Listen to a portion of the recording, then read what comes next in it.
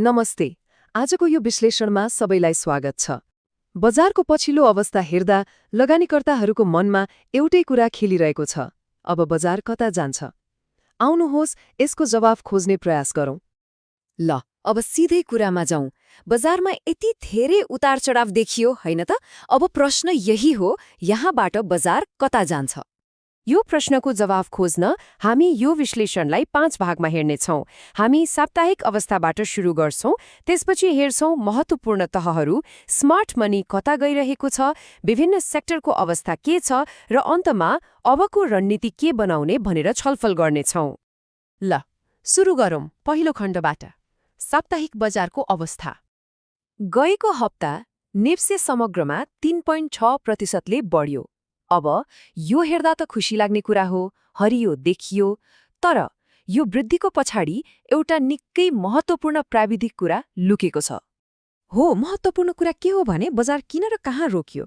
सूचकले एउटा लामो समयदेखिको trend line र एउटा बलियो डिमान्ड जोनलाई सम्मान गर्यो। अझ सजिलो भाषामा भन्नुपर्दा जुन तह पहिले बजारको लागि छत बनेको थियो, अहिले त्यही तह भुइँ बनेर बजारलाई तल झर्नबाट जोगाएको छ।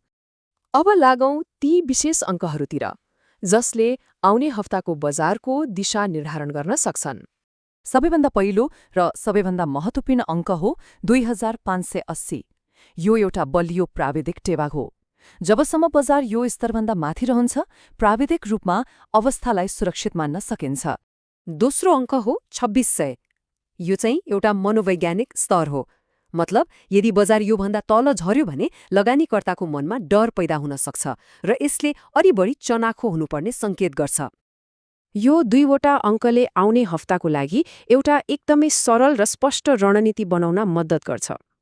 पहिलो, जबसम्म बजार 2580 भन्दा माथि छ तबसम्म बजारलाई सुरक्षित मान्न सकिन्छ र योभन्दा अलिकति तल स्टपलस राखेर कारोबार गर्ने योजना बनाउन सकिन्छ।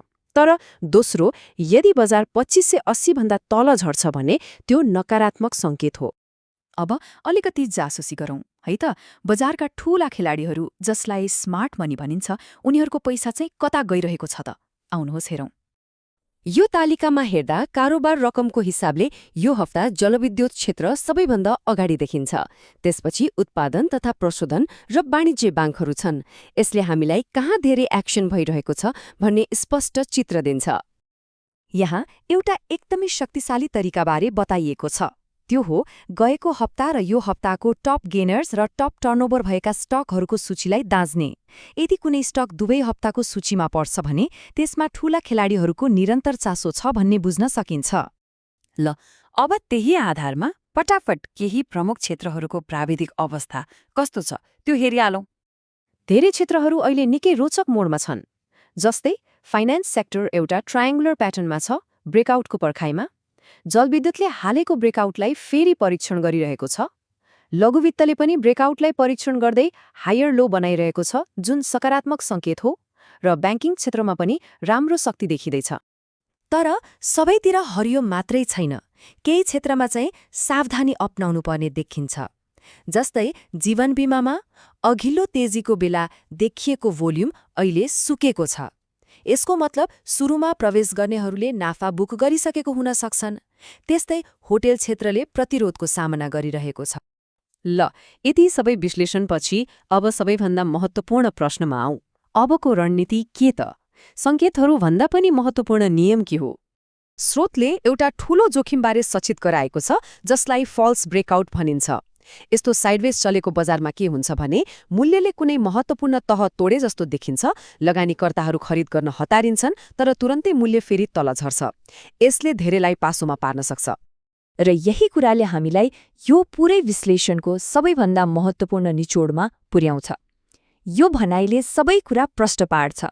प्राविधिक विश्लेषणले कारोबारमा प्रवेश गराउन सक्छ, तर मुद्रा व्यवस्थापनले मात्र खेलमा टिकाइराख्नेछ।